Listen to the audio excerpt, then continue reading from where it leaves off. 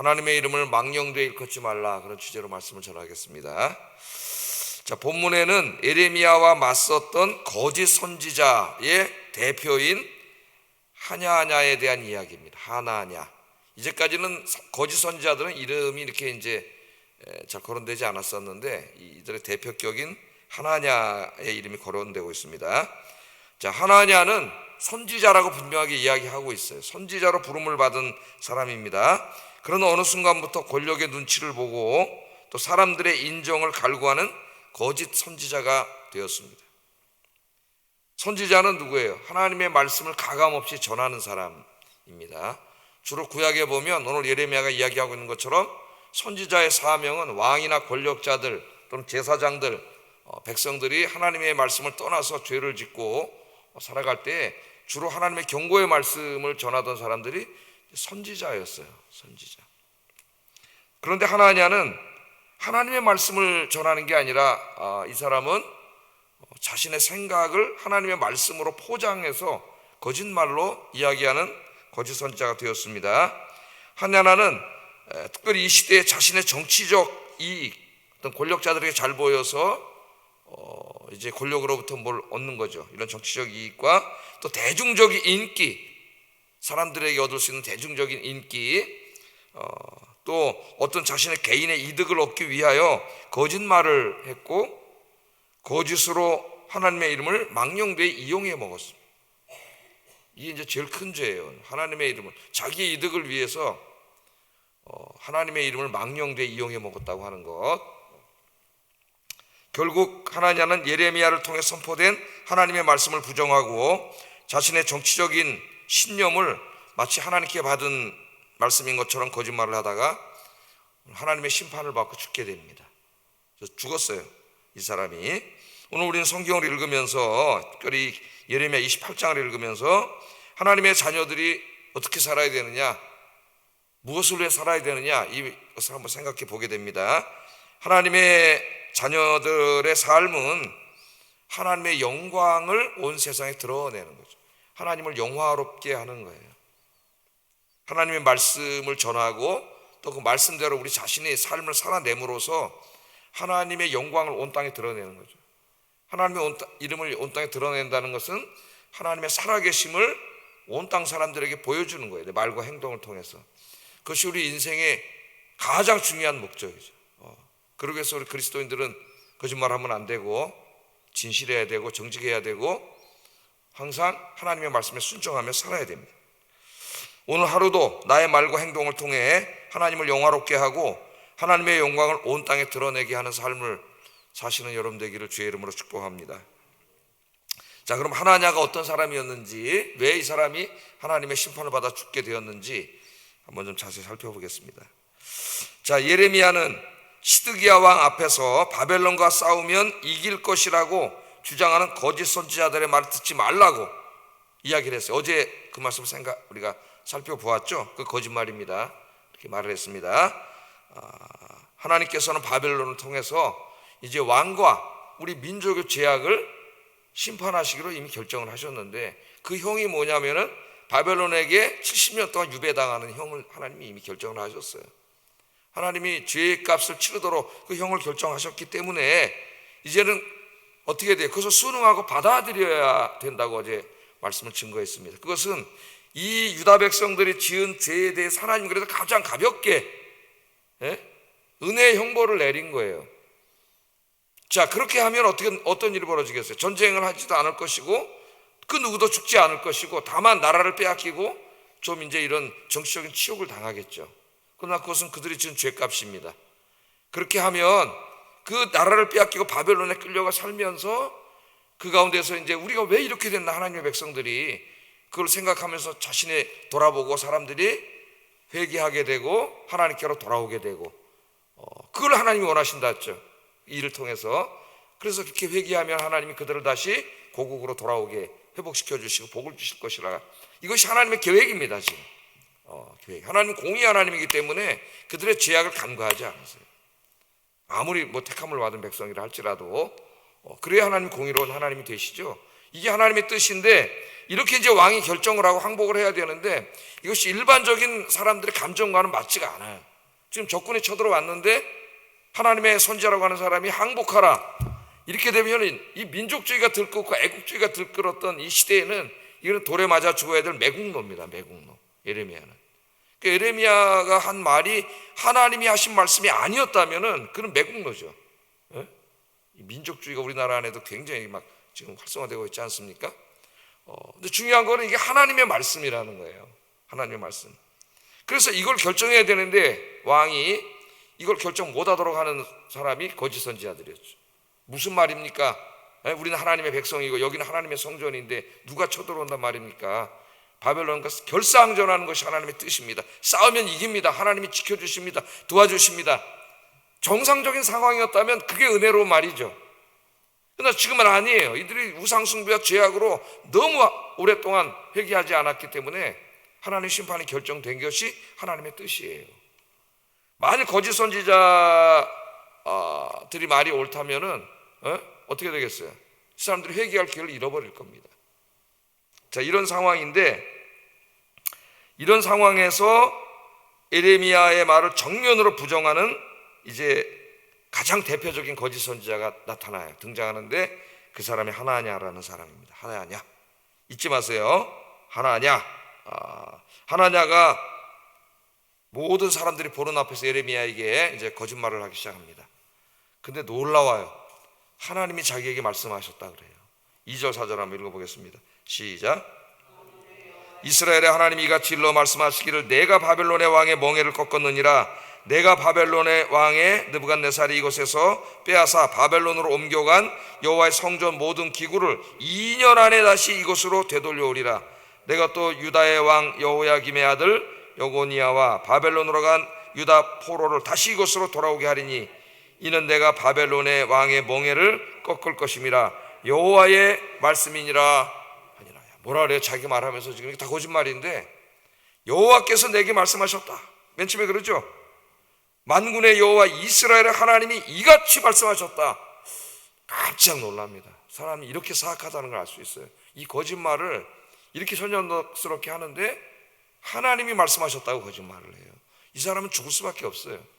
그리고 맨 뒤에 뭐라 그래요? 거짓말을 시커내놓고 여호와의 말씀이니라. 요즘도 많은 사람들이 자기의 거짓말이나 이런 것들을 정당화시키기 위해서 하나님의 이름으로 함부로 맹세하고 얘기합니다. 하나님의 이름으로 맹세하고 하나님이 다 아신다 그러고 난 하나님 앞에 떳떳하다 그러고 그런데 그 안에 거짓말이 상당히 많이 있는 거예요. 그러면 거짓말하는 죄도 있지만은 더 중요한 건 뭐예요? 하나님의 이름을 망령되이 일컫는 거예요. 이것이 엄청나게 무서운 죄예요. 지금 이 사람이 그렇게 하고 있습니다. 자, 이 사람 얘기를 요약하면 어떻게 합니까? 이제까지 하나님이 예레미야를 통해서 바벨론은 하나님의 심판의 도구이고 항복해라. 이게 하나님의 뜻이다. 바벨론에 끌려가서 회개하고 하나님께로 돌아오면 다시 하나님 복을 준다고 하는 이게 메시지인데 네가 하나님 말씀을 받았냐? 내가 하나님 말씀을 받았다. 내가 하나님 말씀을 받았다. 그러면서 뭐라 그래요? 이 사람 메시지를 요약하면 이렇습니다. 하나님이 바벨론 왕의 멍에를 꺾을 것이다. 그러니까 바벨론에 항복하지 말라는 거죠. 하나님이 바벨론 칠 거라는 거예요. 두 번째, 하나님이 바벨론 왕 느부갓네살이 성전에서 빼앗아 갔던 모든 기물들을 다시 예루살렘 성전으로 돌아오게 할 것이다. 두 번에 걸쳐서 침략하면서 이미 뺏어갔습니다. 다시 돌아오게 할 거래. 그것도 몇 년 안에? 2년 안에. 야, 그러니까 더 사람들이 더 미혹하는 거예요. 2년 안에 돌아오게 할 것이다. 이 거짓말하는 사람들, 이 사기꾼들의 특성이 이런 거예요. 사람들을 많이 미혹하는데 귀신이죠. 세 번째, 하나님이 여호야긴 왕 때에 끌려간 왕과 왕후를 비롯한 모든 포로들도 다시 돌아오게 할 것이다. 2년 안에. 지금이 시드기야 왕 몇 년이에요? 4년이니까 4년 전에 끌려갔죠. 여호야긴 왕과 왕후와 그때 에스겔도 끌려갔다 그랬고 수많은 사람들이 끌려갔는데 그 사람들도 2년 안에 다 돌아온다는 고국으로. 얼마나 지금 이 말을 이 유다 사람들이 듣고 싶은 말이에요. 얼마나 많은 사람들이 그렇게 되기를 간절히 바라는 말입니까? 그런데 하나님이 나에게 이같이 말씀하셨다. 그렇게 얘기하면서 예레미야가 한 말을 다 뒤집어버려요. 조목조목 반박을 합니다. 하나님의 말씀을 조목조목 다 반박을 하고 있어요. 자, 그렇다면은 둘 다 하나님의 선지자의 사람들이 볼 때는 한 사람은 거짓말을 하고 있는 거죠. 전혀 상반된 말을 하고 있으니까 한 사람은 거짓말합니다. 우리도 오래전에 그 막 나라가 시끄러울 때 막 재벌 부인하고 막 높은 사람 부인 3명이 나와가지고 청문회를 하는데 놀랍게도 3분이 다 교회 권사 이런 사람들이에요.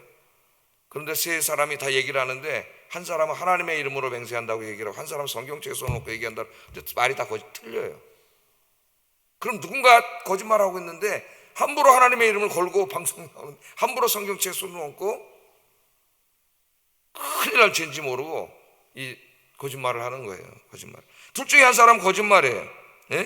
그것도 하나님의 이름을 걸고 하나님의 말씀이라고 하면서 거짓말을 합니다.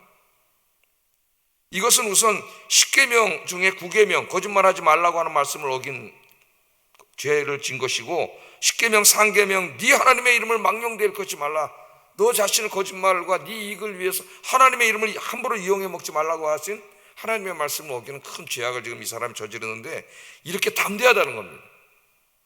그래서 이 제일 나쁜 죄질이 나쁜 게 거짓말하는 거예요. 거짓말. 그래서 계시록 제일 마지막 장에 뭐라 그랬어요? 거짓말하는 자는 지옥불에 떨어진다 그랬어요. 지옥불. 거짓말이 아무것도 아닌 게 아니에요. 거짓말이 습관이 되고 작은 것 하나도 그리스도인들은 절대 속이고 거짓말하면 안 됩니다. 제가 옛날에 그 동사무소 직장 생활할 때도 뭐처럼 내가 이제 전화를 받으면 그럴 때 내가 정중하게 말했어요. 나한테 그런 부탁 하지 마십시오. 난 거짓말하지 않습니다. 여기 없는데 다른 데 갔는데 없다 그래, 있는데 없다 그래. 예? 자식들에게도 그런 거 비슷한 거 시키면 안 돼요. 그럼 아이들이 거짓말을 자연스럽게 배워서 거짓말을 막 해요. 그럼 작은 거짓말이 용납되기 시작하면 얘는 나중에 큰 거짓말을 하는 애가 돼요. 어려서부터 정직을 가르쳐야 돼요. 아이들에게 정직한 것을. 자, 예레미야에게 막 이렇게 막 조목조목 다 반박하면서 이렇게 얘기를 하니까 예레미야가 이 하나냐의 말을 들은 후에 제사장들과 백성들이 보는 앞에서 하나냐에게 이렇게 말을 합니다. 6절 한번 읽어보겠습니다. 6절 시작.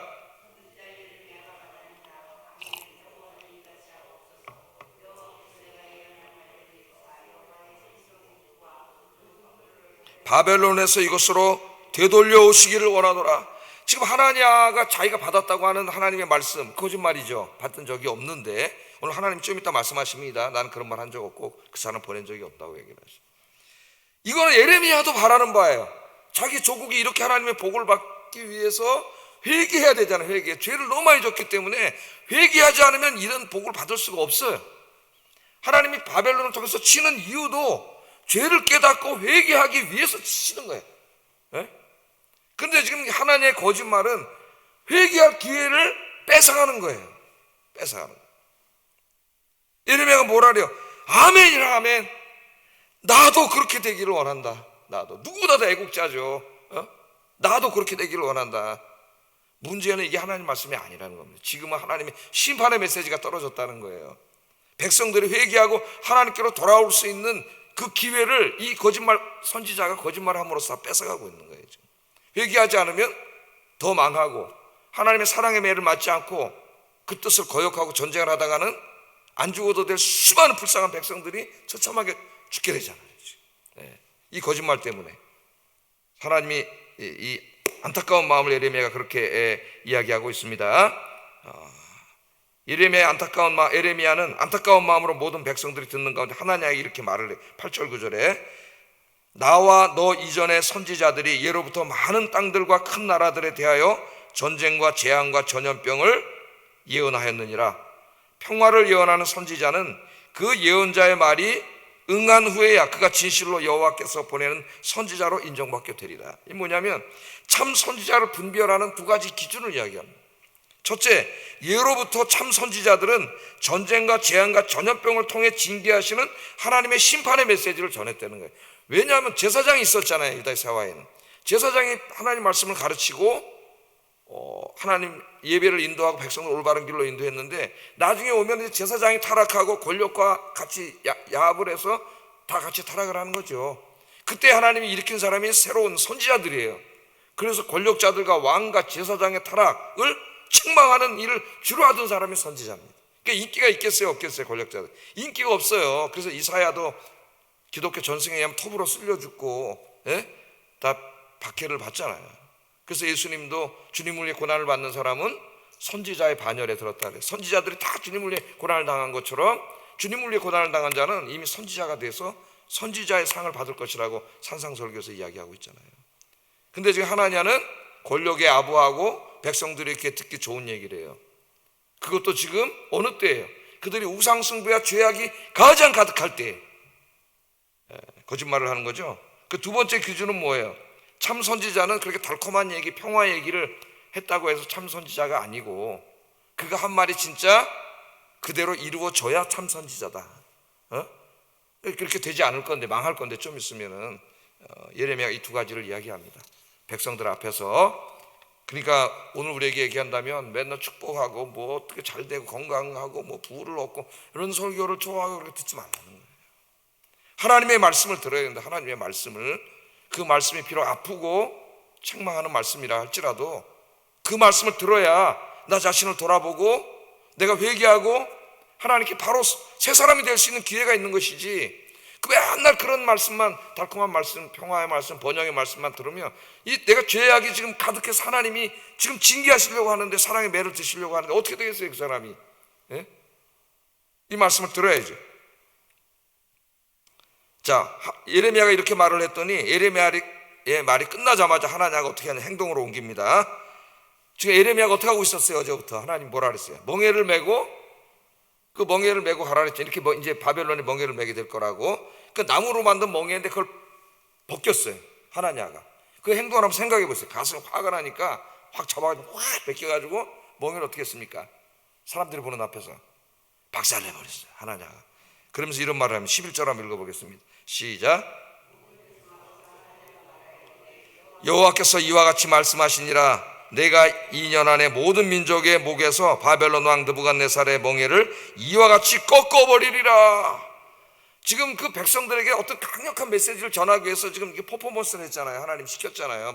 멍에는 소가 매는 건데 선지자가 메고 이걸 가가지고 이렇게 멍에를 맬 거라고. 그랬더니 하나님도 지지 않으려고 그 멍에를 벗어가지고 퍼포먼스를 한 거예요. 백성들 앞에서 팍 깨면서 사람들이 깜짝 놀라 볼 거 아니에요. 하나님 바벨론을 이와 같이 박살낼 거다. 아마 백성들이 오늘 성경이 안 나와 환호했을 겁니다. 인기가 막 하늘로 치솟았을 거예요. 내가 하나님이 나에게 이렇게 말씀하셨다.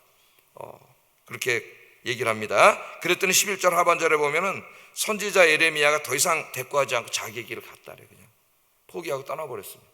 예레미야가 이제 이 거짓 선지자의 말을 듣고 시드기야와 어리석은 자들이 결사항전을 할 것이고 처참한 죽음이 이루어질 거예요. 그 땅에. 그렇게 됐습니다. 실제로 우리는 이미 알고 있죠. 예레미야가 그냥 안타까운 마음으로 되돌아가 버렸어요. 예레미야는 이제 포기하고 갔는데 하나님의 말씀이 임했습니다. 예레미야는 갔지만 다시 하나냐에게 가서 전하라고 하시는 하나님의 말씀 예레미야에게 임했어요. 너는 하나냐에게 가서 이렇게 말해라. 그 거짓말하는 자, 하나님의 이름을 자기 이익을 위해서 하나님의 이름을 망령되이 일컫는 자, 함부로 사용하는 자에게 가서 이렇게 얘기를 하랬습니다. 너는 가서 하나냐에게 말하여 이르기를 여호와의 말씀에 네가 나무 멍에들을 메웠으나 그 대신 쇠 멍에들을 만들었다. 이제는 나무 정도가 아니라 훨씬 무겁고 힘든 쇠 멍에를 지게 될 것이다. 하나님께서 그렇게 얘기합니다. 그래서 그냥 바벨론 포로로 정치적인 식민지로만 돼 있다가 아무도 희생당하지 않고 70년 후에 이제 하나님 되돌려 주시려고 했는데 이젠 결사항전함으로 그 나무 멍에 정도가 쇠 멍에를 매가지고 이제 바벨론군이 쳐들어서 어떻게 돼요? 다 죽습니다. 18개월 동안 포위가 돼가지고 막 사람을 잡아먹고 막 이런 끔찍한 일들이 이제 예레미야서 마지막 장에 보면 나와요. 제사장은 어떻게 했어요? 맞아 죽었어요. 그냥 때려 죽여버렸어요. 대제사장이 맞아 죽었다. 부제사장하고 이런 일들이 벌어져요. 이런 일들. 그러면서 오늘 하나님께서 하나냐의 심판의 메시지를 전해요. 15절 17절 선지자 예레미야가 선지자 하나냐에게 이르되, 선지자 예레미야가 선지자 하나냐에게 이르되, 같은 선지자였는데 어떻게 이 사람이 이런 거짓 선지자가 됐을까요? 하나냐여 들으라. 여호와께서 너를 보내지 아니하셨거늘 내가 이 백성에게 거짓을 믿게 하는도다. 그러므로 여호와께서 이와 같이 말씀하시되 내가 너를 지면에서 제하리니 내가 여호와께 패역한 말을 하였습니다. 내가 금년에 죽으리라 하였느니라 하더니 선지자 하나냐가 그해 7째 달에 죽었더라. 어떻게 죽었는지는 나오지 않습니다. 그러나 그는 거짓말을 하고 사람들에게 하나님의 이름을 자기 이익을 위해서 또 자기의 이 정치적인 신념을 포장하기 위해서 망령되이 거짓말하는 데 사용해 먹었던 이 하나님을 전혀 두려워하지 않았던 하나냐는 죽었습니다. 하나님의 심판을 받고 죽었어요.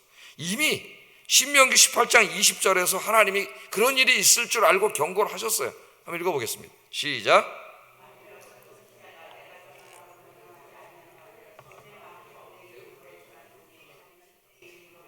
그 선지자는 죽임을 당하리라 하셨느니라 하나님 말씀했습니다.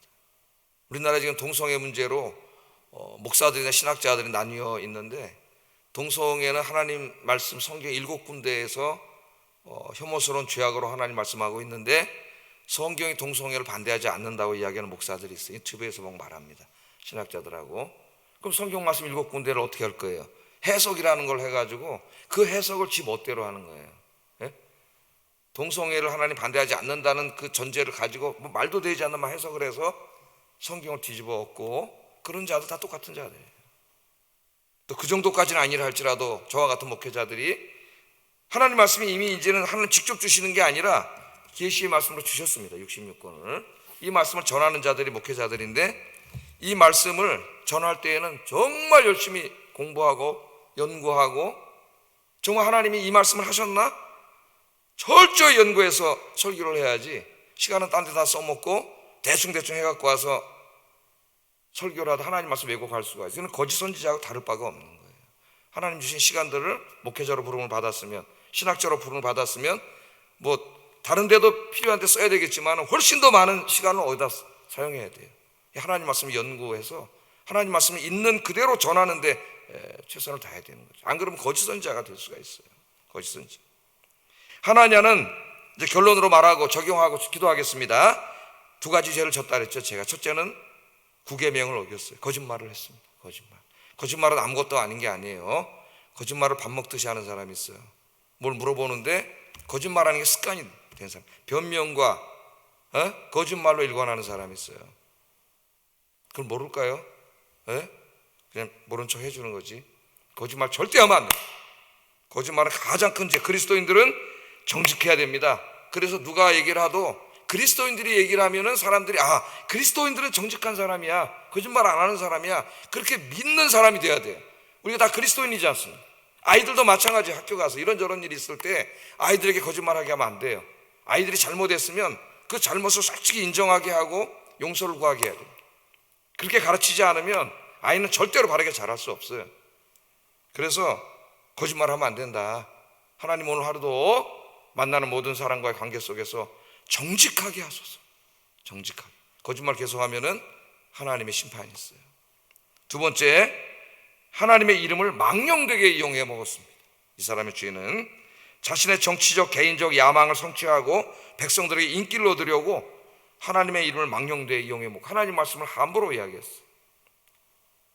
자신의 이익을 위해 하나님의 이름을 거짓으로 이용하는 죄는 심각한 죄입니다. 상계명을 어기는 죄예요.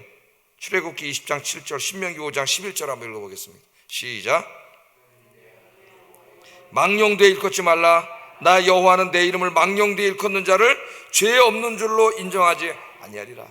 강력하게 그렇게 말씀했습니다. 하나냐는 권력자들에게 잘 보이기 위해서, 백성들에게 인기를 얻기 위하여 하나님의 이름을 거짓으로 이용했습니다. 그래서 하나냐는 살 수 없습니다. 그는 죽었어요. 하나님의 자녀들은 하나님의 이름을 영화롭게 해야 됩니다. 영화롭게.